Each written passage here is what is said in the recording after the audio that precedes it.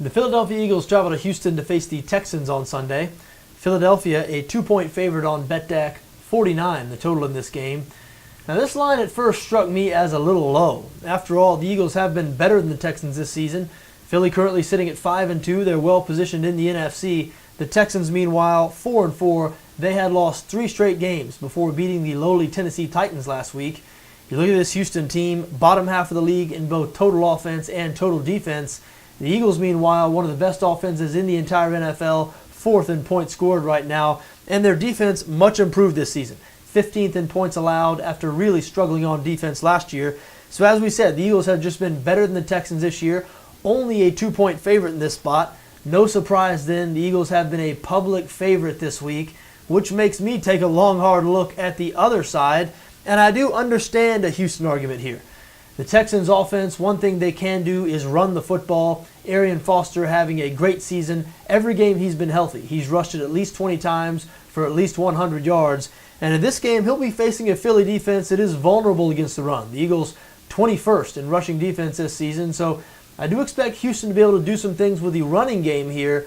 But this Texans offense, very one-dimensional. Ryan Fitzpatrick not giving them enough. So the Eagles will be able to gang up on the running game a little bit. They certainly know what's coming.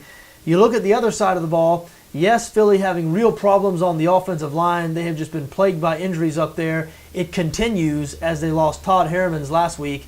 And they will be facing a Texans defensive front here that features the NFL's best defensive player, J.J. Watt. And remember, Jadeveon Clowney back in the lineup now. Played last week for the first time since week 1.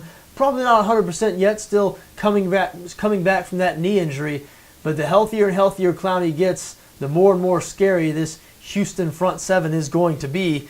And listen, I do think they're going to give the Eagles some problems here. It's going to be tough for Philly to run the ball, and Nick Foles is going to be harassed at times. Of course, Foles should be used to that by now, and he's played pretty well this season in general, as a whole. Now, I know he didn't have his best performance last week against the Arizona Cardinals, but I tell you what, Houston is not good in the secondary. The Texans, 28th against the pass this season, so if that Philly line can give Foles any time, I believe he's going to have some real success in this game.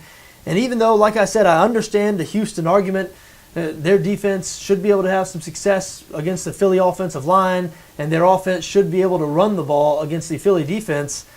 I think I'm going to go with the better team in this situation. I know the Texans look like the right play from the handicapper's perspective, but I think Nick Foles and this Philadelphia offense going to have some success against a leaky Houston secondary, and I think the Eagles win this game by more than 2 points. Philly -2, my recommendation here.